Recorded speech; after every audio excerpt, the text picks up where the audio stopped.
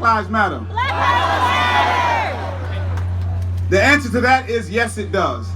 The answer is not all lives matter. I don't want to hear anything else. We are just saying Black Lives Matter, period.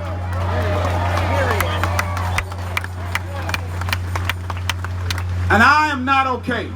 So I want everybody to say I'm not okay. I'm not okay. Say I'm not okay. I'm not okay.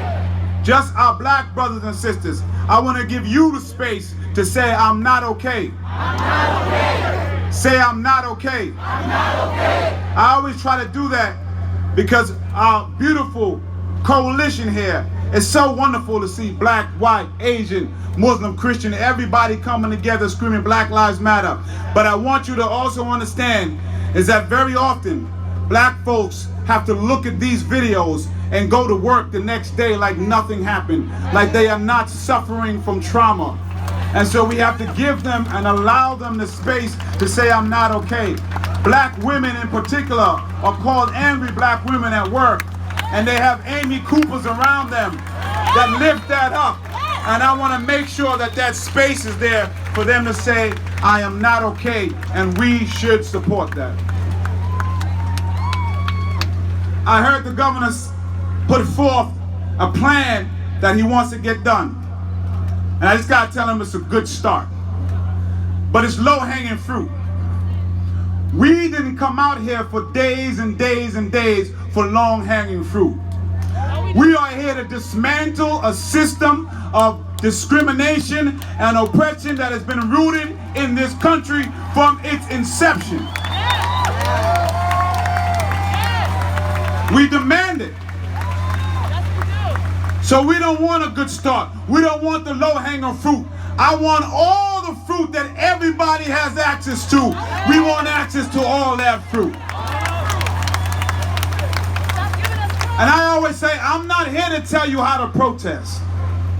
I'm here to facilitate that. And my mother, who's Caribbean, used to say, if they can't hear, they're going to feel. Yes! Yes! And the only reason people are responding now is because they are feeling. About 2 years ago, whenever it was, when people are taking a knee, all the people who are taking knees now excoriated Colin Kaepernick and everybody else for taking a knee. Now they want to take that because they are scared of what's happening in these streets. Now I'm a citywide elected official, and so I have to be clear. I don't want things broken and things burning. All I want is the same energy you bring to discuss that, to discuss black lives. That's all we're asking. My colleague, Majority Leader Laurie Cumbo, had a hashtag, justice. Hashtag justice stops looting. And so we're talking about the violence, and we want the violence to stop, but poverty is violence. People who are living in nature with rats and roaches and mold that looks like carpet, that is violence. People who cannot go to school and get a quality education, that is violence. People who consistently have twice the national unemployment rate, that is violence. People who are dying at a higher rate because of coronavirus, because of the failures of institutions and the failure of a mayor and a governor, that is violence. People who were stuck home watching their families die, who came out and had police sent to them because they didn't have a mask on, that is violence.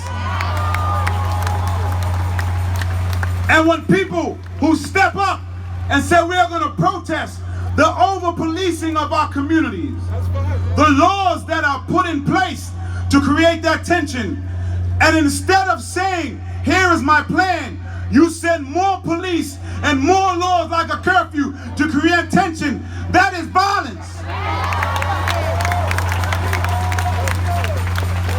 So if you're going to talk about violence, talk about all the violence. People were talking no justice, no peace for decades, and they wasn't playing. And they're not playing now. And as a citywide elected, I understand the immorality of asking people for peace without justice. No justice, no peace, but if you know justice, you will know peace. And keep the name of Dr. King out of your mouth if you dare ask people why they out here in the streets. You don't know that man if you question why people are in these streets. The man who said rise to the language of the unheard. The man who came in nonviolence but said we are here to disrupt the status quo. You don't know that man. He was a revolutionary. He was about dismantling the systems. So if you are not here to dismantle the systems, shut up.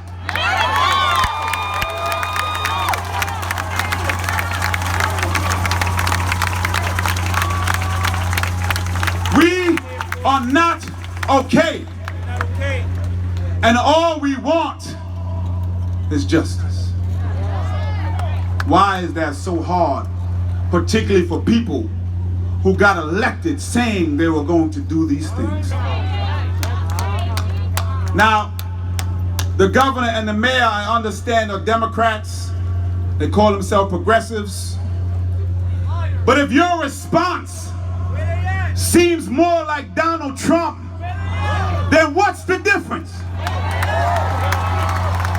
If you let a corona response that has black and brown people dying at higher rates because you didn't listen, if you sent police and the only difference is you don't have as big an army as Donald Trump, then what's the difference? Show us the difference. That's all I want. Don't talk about it, be about it. Now is the time for leadership, Mayor de Blasio. Now is the time for leadership, Governor Cuomo. People in New York City and New York State are begging for leadership from the people who are in power. They are begging you to hear you say, yes, Black Lives Matter, and here is the plan that I'm putting forth. Not tomorrow, not next week, today, because we've waited for too damn long.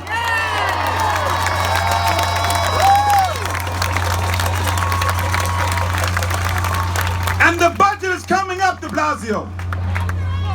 If we don't take $1 billion from the NYPD's budget and put it to summer youth jobs and put it to summer youth camps, then there was nothing you can say that we want to hear.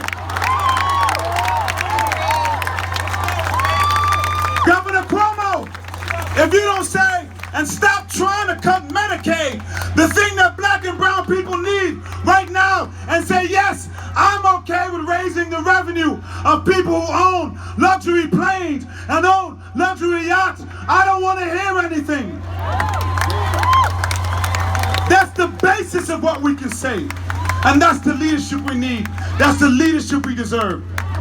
And I thank all the allies out here. We have said for a long time, if the people who feel the most privilege don't come out, we'll never have the change we need. And I see y'all. Thank y'all so much for coming out. Because I know you feel the pain, seeing your brothers and sisters in pain. We must continue to comfort the afflicted and afflict the comfortable until there is justice in this land, until there is equity in this land. Not by your voice, not on paper, but in practice every single day. The people in leadership, they're gonna look back in history. And what did you do besides saying more police and a damn curfew? The curfew starts at 8 o'clock tonight. I'm gonna see all y'all at 8:01.